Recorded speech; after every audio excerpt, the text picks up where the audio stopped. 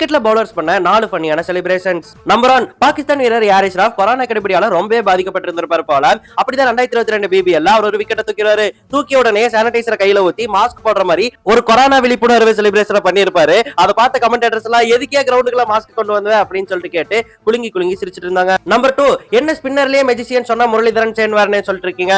Tabriz Shamsi உங்களுக்கு தெரியுமா? Shamsi wicket எடுத்தோடனே வித்தியாசமான நிறைய செலிப்ரேஷன் பண்ணியிருந்திருக்காரு. அப்படிதான் ஒரு MSL போட்டியில கிரவுண்டுக்குள்ள விக்கெட் எடுத்துட்டு திடீர்னு மேஜிக் பண்ணி காமிச்சிருப்பாருங்க.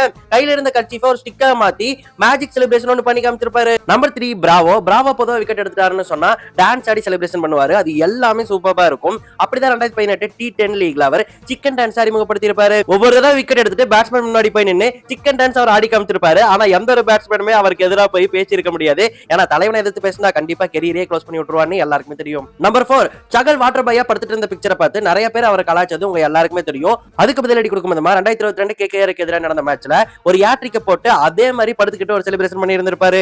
அது உண்மையிலேயே மாசான மூமெண்ட்.